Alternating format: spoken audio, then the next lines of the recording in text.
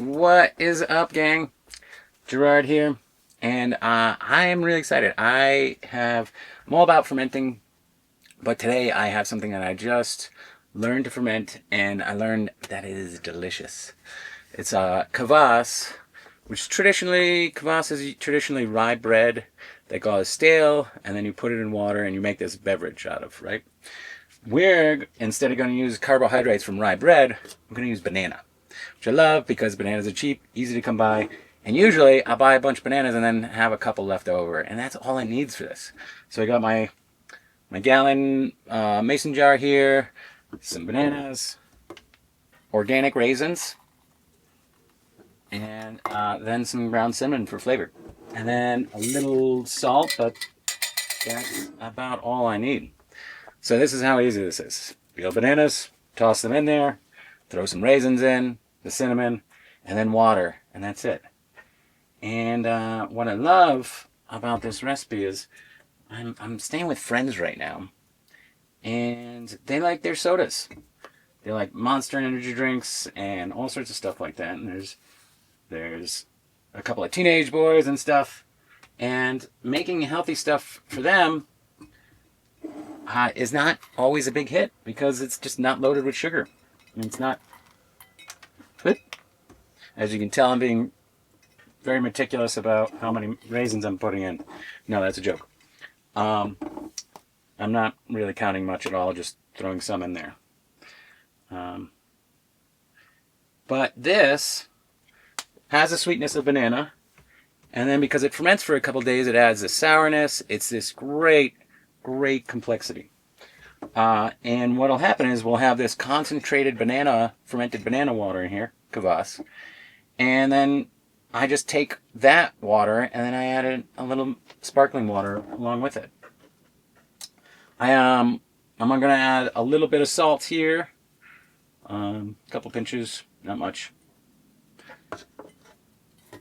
and then I load it up with my water, and that's it. And so now, instead of my friends and myself being tempted by soda or alcohol or other really sweet produced vegetables or beverages, I get to make my own yummy, fun beverage. Now, so this is going to ferment. We only need like 3, I think the last time I did it was like 4 days. I went in and tasted it each day with like a little spoon to see how it was doing. It's quite nice. But now anytime you're fermenting, there's going to be like gas made in it. When it starts to like wake up and really become alive, you'll start to see bubbles and stuff like that. And it's important, you're just creating gas in there. So it's important to put a lid on it where the gas can escape, but like dust is not really getting it. And so in this case, I'm just going to use a napkin over the top of my mason jar lid. And while usually I wouldn't ferment like my sauerkraut or anything in here because it's clear and see-through, this I found it was okay just as long as I put it in a dark spot, dark closet. Or maybe you put a brown paper bag over the top of it. And what I found last time is that it does benefit if you come back and check on it each day. So I check on it, I'll taste it each day, and that actually helps add more of the natural yeasts and stuff in from the air into the jar, and it helps the fermentation process. So, but this, it's got the bananas, raisins, salt, cinnamon, is ready to go. And you notice I left like a little space in case the gas gets so much. I don't want it to spill over, so I'll leave it like that. So the raisins are actually in there. They're not going to really add any flavor at all. The raisins are there because they have natural yeast on it. So that's why I wanted to make sure I got organic raisins for this. So anytime you're fermenting stuff, whether it's sauerkraut, beer, wine, kvass, cheese, all sorts of stuff, what you're really fermenting, what the bacteria or yeast are doing is they're digesting the carbohydrates. Now, in this, the carbohydrates are coming from the bananas. Yes, there's some carbohydrates in the raisins, but not really much. So we're going to ferment and let that bacteria and yeast digest the banana. And on the raisins is the yeast the introduction, the inoculate, to get this fermentation going.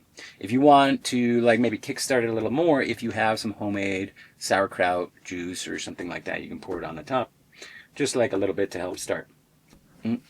So here we have, this is some banana kvass that I made a week ago, and you can see it's a little bit more viscous than the water that's in here. So a lot of the sugar comes out of the banana and gets fermented, and then it just gets like this great velvety texture. And it's quite concentrated. There's a little sour flavor to it. And so what I like to do, just pour a little bit, and then top off with ice and whatever sparkling water you like. And now we have, it's like a kombucha, it's a probiotic, it's a yummy, delicious vegetable beverage that you can make at home. And it's so easy, like 3-4 days to ferment. That's nuts. Doesn't involve, if you're going to make kombucha, this involves like a complicated culture that you've got to do on top. This, three days. That was it. I just made it for you in front of this video. If you want, start the video again. Make it with me. Grab the ingredients, and you can make it with me. But here you go. Oh, it's so good. And even that right there has got so much flavor. After I diluted it, what'd you see? Like 1 part my banana kvass, 3 parts sparkling water.